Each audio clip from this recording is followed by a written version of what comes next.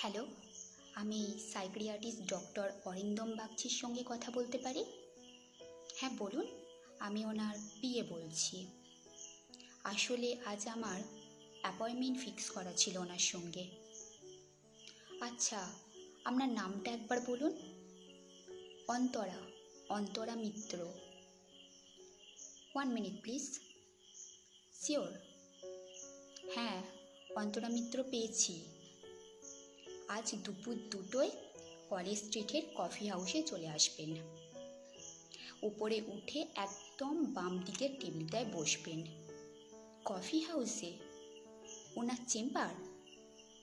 ওটাই ওনার চেম্বার। বুঝলাম না। যেমন বলা হচ্ছে করুন। আর আশা করি আপনার জানা আছে ডক্টর পার পেশেন্ট সময় দেন অনেক বেশি, তাই তার চার্জটাও তুলনায় বেশি। হ্যাঁ জানি, money is not the problem. I want solution. I am tired with my life.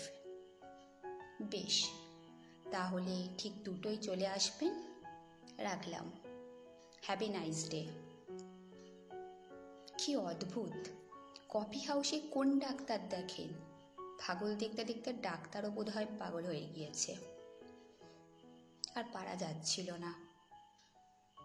ঘুমের ওষুধ ছাড়া রাতে ঘুম নাই। নানা রকমের বাজে দুশ্চিন্তা, আদৌ যার কোনো ভ্যালু নেই। সব সময় একটা ভয়।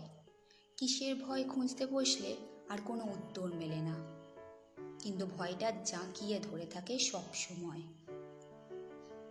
বারবার মানিব্যাগ চেক করা, হারিয়ে গেল না তো। ঘরে ঢুকে বারবার ছিটকিনি চেক। ও জানে ভালো করে যে ছিটকিনি ও টেনেছে, তাও মনে হয় যদি খোলা থেকে যায়। বাড়াবাড়ির পর্যায়ে চলে যাচ্ছিল। সবাই বলতো কেমন মনমরা হয়ে থাকিস সবসময়। শেষে নিজেই সাহস করে সিদ্ধান্তটা নিয়ে নিল অন্তরা। স্নান করে হালকা কিছু খেয়ে রেডি হয়ে নিল। ক্যাব বুক করে পৌঁছে গেল কলেজ স্ট্রিট। উপরে উঠে একদম বাম দিকের টেবিলটায় গিয়ে বসল। কফি হাউস অন্তরার পছন্দের জায়গা নয়। সিগারেটের ধোঁয়া সহ্য করতে পারে না একদম। 2টো বাজতে মিনিট 10 দেরি। কফি হাউস আজ তুলনামূলকভাবে অনেকটা ফাঁকা। সামনের টেবিলে একটা প্রায় সমবয়সী ছেলে কফি নিয়ে ফোন ঘাঁটছে। সবাই নিজের নিজের মতো গল্প করছে, ধোঁয়া ওড়াচ্ছে। 2টো বাজলো, 2:15, 2:30। ফোন করলো, ফোনও ধরছেন না। কি অদ্ভুত। হঠাৎ করে সামনে বসা সেই ছেলেটা উঠে তার টেবিলে এসে বসলো। এক্সকিউজ মি, আপনাকে অনেকক্ষণ ধরে দেখছি। আপনাকে কি ডক্টর বাগচি এখানে আসতে বলেছেন? বিস্মিত হয় অন্তরা। আপনি কি করে জানলেন? আমারও তো সেম কেস। এদিকে ফোনও ধরছেন না। কি যে বাজে ঝামেলায় পড়লাম। দেখি আর আধ ঘন্টা মতো। মনে তো হয় না আর আসবেন। দেখা যাক। অল্প বিস্তর কথা হয়। অন্তরা ভীষণ ইন্ট্রোভার্ট। অচেনা মানুষের সঙ্গে একদম কথা বলতে পারে না।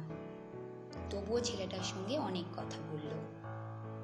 ছেলেটা ভীষণ মজাদার, কথায় কথায় হাসে। দেখে মনে হয় না এর কোনো মানসিক রোগ থাকতে পারে। তাও বাইরে থেকে কি আর সব বোঝা যায়? 3টে বাজলো, ফোনও ধরছেন না। না, এবার উঠতে হয়। আচ্ছা, আপনার প্ল্যান কি আজ? কোনো প্ল্যান নেই। ডক্টর তো অনেকটা সময় নিয়ে দেখেন শুনেছিলাম, তাই আর কোনো প্ল্যান রাখিনি। আমারও তো তাই। আচ্ছা, আপনি তো বললেন কলকাতা তেমন চেনেন না। চলুন আপনাকে কলকাতা চেনাই। কিভাবে শুনি? প্রথমেই যাব কাছেই পুটিরামে, কড়াইশুটির কচুরি আর রাবড়ি দিয়ে টিফিন।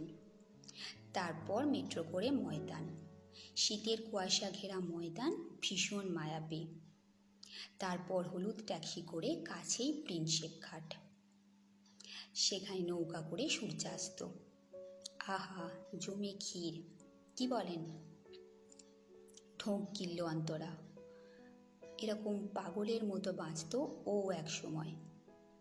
তারপর কবে যে বাঁচতে ভুলে গেল কে জানে। আচ্ছা, ছেলেটার নামটাই তো জানা হলো না। শুভব্রত। লোকে প্যার সে হামে শুভ বুলাতে হয়। হাহা করে হেসে উঠল।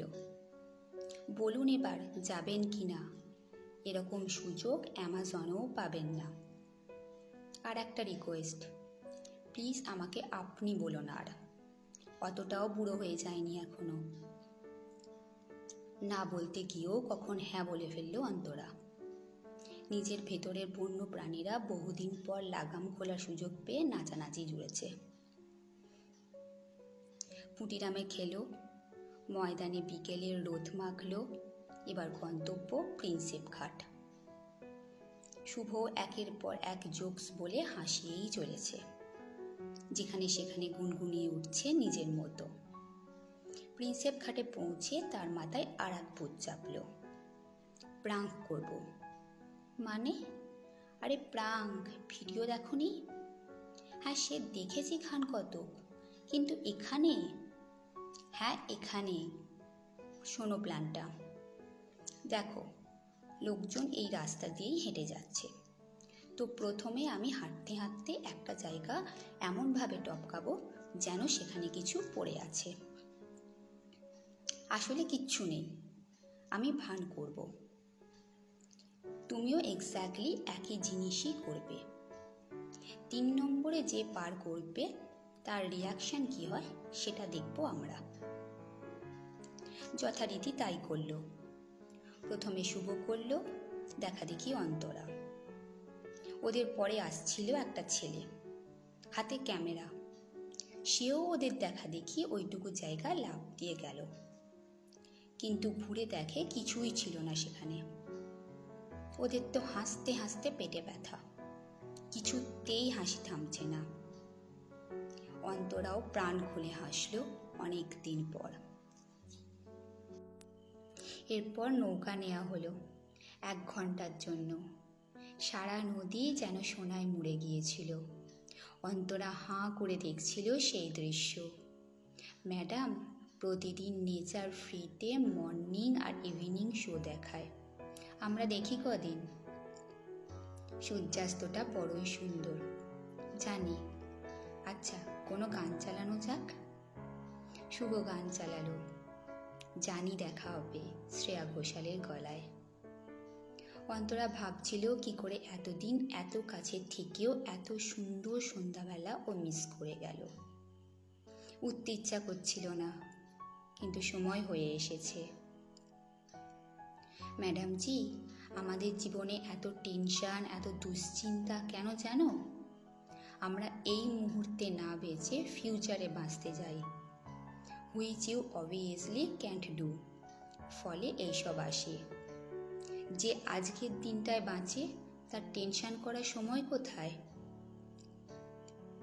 লিভ ম্যাডাম লিভ, মরার আগে বেঁচে নিন, বুঝলেন? অন্তরা তখনও ঘোরে। অনেকদিন পর একটা সত্যিকারের ভালো দিন কাটালো। রাত হয়েছে, ক্যাব বুক করলো। আসার আগে নিজের নাম্বারটা শুভকে দিল। মিসড কল করে দিতে বলল, সেভ করে নেবে। এরকম ভালো বন্ধু আজকাল সহজে পাওয়া যায় না। ট্যাক্সিতেও সেই ঘোর চায় না। হাসি ফুটে ওঠে মুখের কোণায়। অনেকদিন পর হোয়াটসঅ্যাপ খুলল। অনেকক্ষণ খোলা হয় না হোয়াটসঅ্যাপ। ডক্টরের পিএর মেসেজ, অ্যাকাউন্ট নাম্বার দিয়েছে যাতে ভিজিট অ্যামাউন্টটা পাঠিয়ে দিতে পারে। দেখেই মাথাটা গরম হয়ে গেল। How careless and arrogant. Phone করল, ঝাঁঝালো গলায় বলল, কিসের ফিজ? ডক্টর তো আসেনি। পিএ অবাক হলো, সারাদিন তো আপনার সাথেই ছিলেন ডক্টর। শুভর তখনকার মিসড কল দেখে হোয়াটসঅ্যাপ নাম্বারটা খুলল অন্তরা মেসেজ করার জন্য।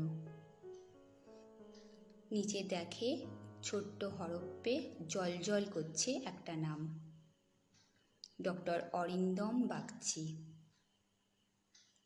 আর প্রোফাইল পিকচারে একটি বিখ্যাত লাইন, বাংলা মানে করলে যেটা দাঁড়ায়, অন্ধকার কখনো অন্ধকার নেভাতে পারে না, শুধু আলোই পারে।